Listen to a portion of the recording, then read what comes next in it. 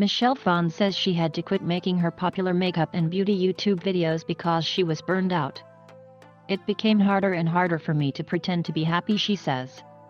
And I had become toxic with my relationships and friendships. I had my threshold.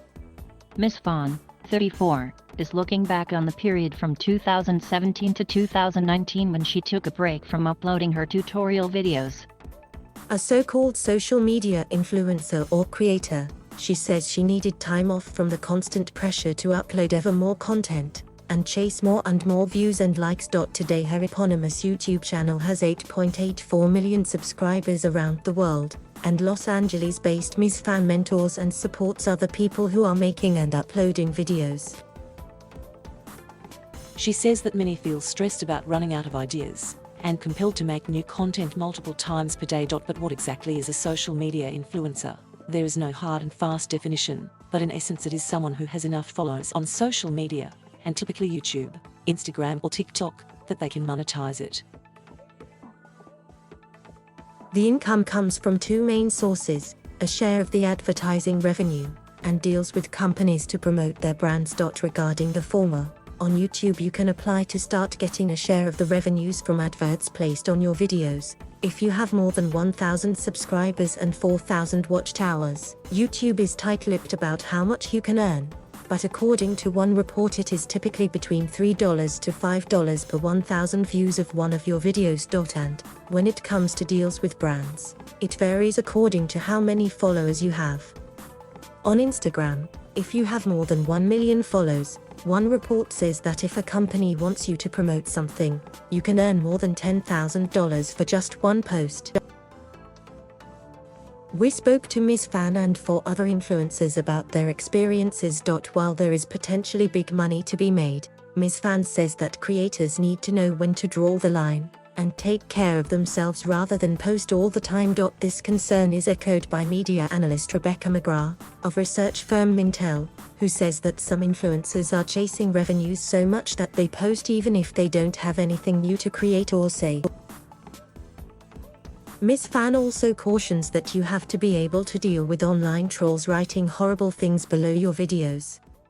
You're also exposed to hateful comments, which I think people aren't prepared for. This issue was raised back in July by UK social media influencer M. Sheldon, when she spoke before MPs at the House of Commons.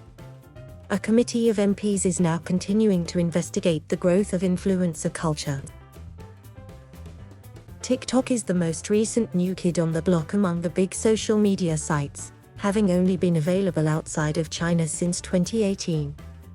It now has more than 1 billion global users, and people are spending more time watching it than YouTube. Brothers Colin and Dylan McFarland, and their father Dan, have been uploading comedy skits and dances to the video app since 2019. Known as the McFarlands, the trio from Louisville, Kentucky, now have 2.6 million TikTok followers. Influencers are a new wave of people you can trust on the internet, says Colin, 27. If you're selling a product or giving advice, people are going to trust the people they see on their phone every day. Dylan, 25, adds that their humor made brands like Colgate and Gillette want to work with us and see what we could do, because we are genuinely acting how we are with our family. Over the past 2 years, their earnings allowed both brothers to ditch their day jobs, buy homes, and even invest in other properties. I wholeheartedly believe anyone can do this, says Colin, who started out editing the videos on his iPhone. Just find your niche and stick to it. Toronto-based YouTube creator Kevin Parry enjoys a good living making stop-motion animation videos for his 936,000 subscribers and other viewers. In 2018, his first year alone, he says he made revenues of more than 100,000 Canadian dollars. The 32-year-old, who has worked with Disney, Apple, Amazon and Lego, says that 90% of his income comes from brand deals.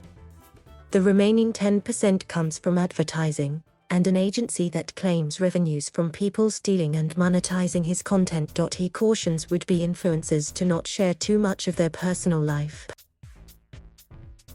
If people don't like a video that I made, then at least that's just creative work, and I can try to get better at that skill, versus sharing my life and people don't like it, he says. How do you compensate and fix that? You can't.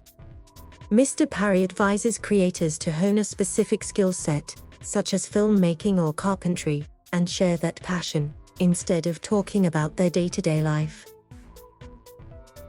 Author Shan Boodram has been talking about sex and relationship issues on her YouTube channel Shan Boodi since 2012.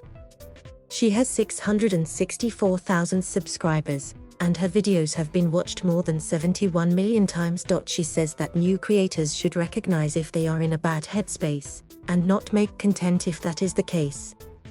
And regarding what to upload, she has a golden rule: think of the last person you'd ever want to see that content first. And if you are cool with that, press upload. Despite the downsides to being an influencer, the need to always put up more videos or posts, and the likely online abuse, a great many people would like to be one. It can be a fun and lucrative way to earn a living. Yet psychologist Stuart Duff of Perncandler cautions that you need a certain personality to hope to be successful at it. Clearly there are a huge diversity of successful influencers, in terms of style and personality, but to be really successful the influencer will use a great deal of psychology to influence their followers, he says. They will be highly relatable, tell great stories, have a strong, unique brand, and stick to the message. They will be clearly passionate about what they want to say, and always seem to know what their audience wants to hear.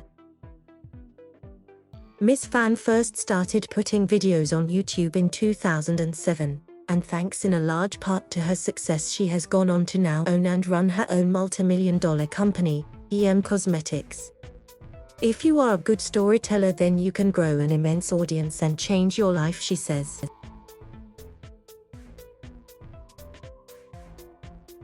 Thank you for watching. Please subscribe.